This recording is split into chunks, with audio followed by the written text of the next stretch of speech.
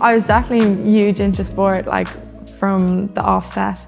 I'm the youngest of 4 kids, so my 2 older brothers were really into sport. My older sister, not really, but yeah, so we'd always be in the garden chasing around and just messing about. But my main thing was Gaelic football. My dad is like major football fanatic. He's a Mayo supporter, so he's used to getting his heart broken. But yeah, I played Gaelic football the whole way through, up until one season when I actually played with the boys, rugby with the boys. But then after that season, I had to leave and go back to football until a girls' team was made. But yeah, no, I've always been really competitive and into sport. Obviously, when I got into the senior team at 16, I was like, okay, like I think my football days are behind me, maybe just tip in and out of it here and there. But it was more of a want, like you get really competitive and you really want to be your best. And the way that I thought to do that was to, you know, focus and specialise in rugby. All of my career highlights, because I played team sport, I just team highlights. So this year coming, you know, second in the World Series in Seville, like that's a major highlight for me. And it's just like scratching the surface of what I think like the Sevens team can achieve. So that's one of my highlights. And then there are certain games and campaigns along the way that I've just been blessed to be a part of. Even like so long ago, like when we won Interpros at under 18 level, like that's something I look back on so fondly. So there has been a few here and there, but all of my highlights are just shared amongst the team. And when you think about your career, what would you say is kind of your biggest goal or ambition now for yourself? I suppose because I play both codes, like I'm lucky enough to be able to cross over. Like I have 2 major goals, which one is with the 15 side is getting to a World Cup. And then obviously with Sevens, we're so Olympic focused. So between the World Cup and the Olympics, they're my 2 main drivers. Well, I train out of the High Performance Centre in Blanchardstown. So most mornings start off with me getting there. And then we're lucky enough to get fed breakfast. You know, we have great coffee machines. Usually do that, hang out with the players in the lounge. And then we have meetings. So either, you know, the session plan for the day or the week, and then video analysis before we head on to pitch.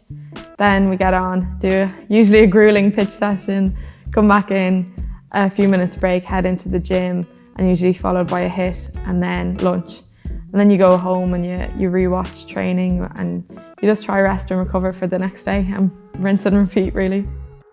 I'm still in college, so I go to college on my days off, which is just a Wednesday. And then, so meeting up with friends, just normal 20-year-old things really. I enjoy going sea swimming as well, because you sort of get, you know, meet up with friends, but also get a bit of recovery in as well.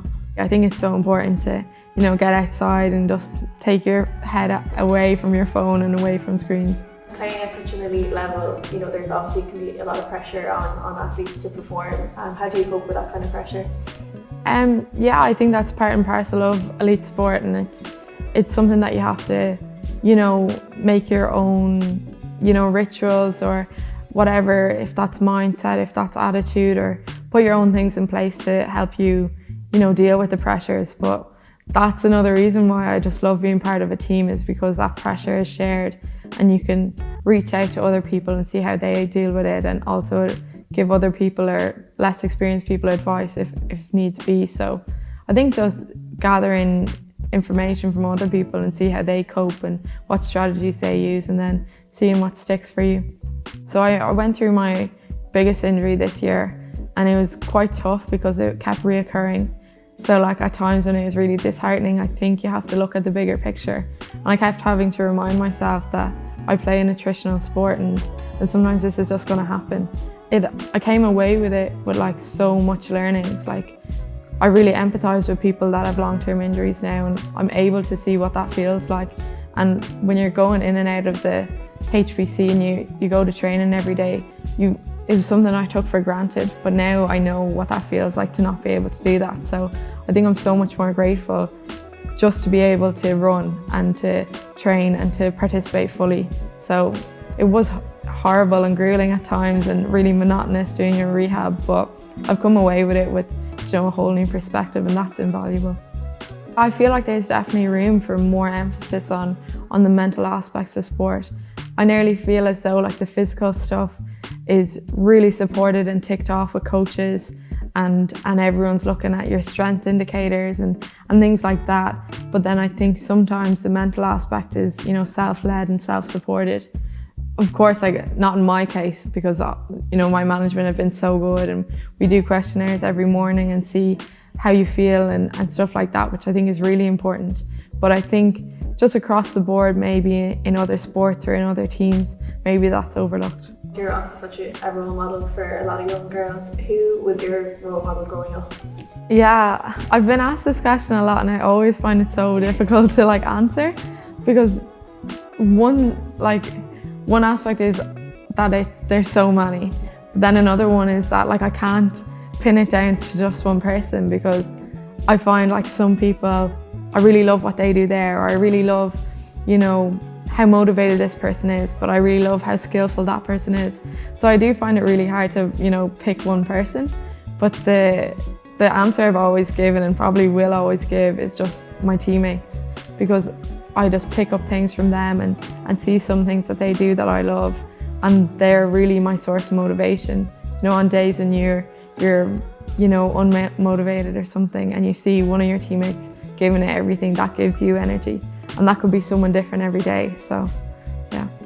And we recently just launched our DoItForHer campaign. You would have seen it. It's where we interviewed, you know, girls between 8 to 13 on their, like, how they have experienced sport. What was your reaction kind of when you watched that?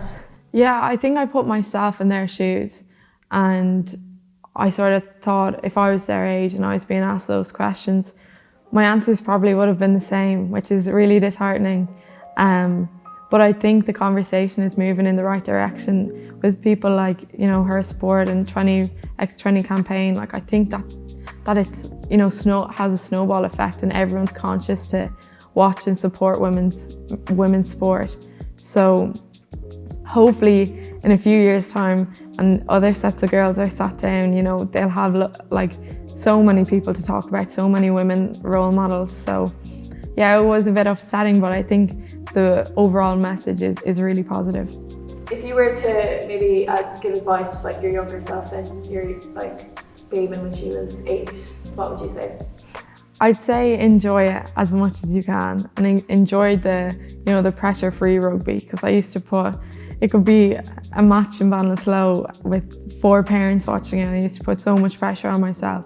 So I think just enjoying it and trying new things and stepping outside of yourself and not putting any restrictions or playing with any shackles, because I think there's times in my playing career that I've done that, which is just ludicrous, because I'm still so young, and, you know, I need to allow myself to make mistakes and stuff. So I think just finding the balance of high performance and expecting a lot from yourself, but making sure that's still having a positive effect and not making you, you know, shy away or sort of putting shackles on your performance. We've seen in our campaign, you know, twice as many girls drop out of sport as boys by the age of 14.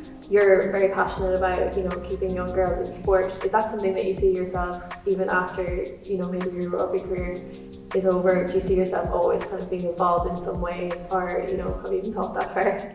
I suppose I haven't thought that far, but as you say it there now, like, I would definitely love to be involved in, you know, minis or coaching or just, you know, keeping girls involved, because I think it's such like a well of like enjoyment, and it's given me so much in my life. So if I can show that to young girls, how much sport can give back to you, like, I think that's really important. Another thing is, you know, body image is something that, you know, young girls, they really struggle with, and you've been an advocate for that. Talk to us about, you know, attitude and kind of keeping a positive mindset, especially like when, you know, there's so much on social media these days. What would you think? Yeah, I think it really needs to be simplified, and that's a lot easier said than done. But simplified into, you know, what food makes you perform well and feel well, and then I suppose taking how your body looks away and focusing more on how your body is performing. I think that's really important, but as I said, that's a lot easier said than done.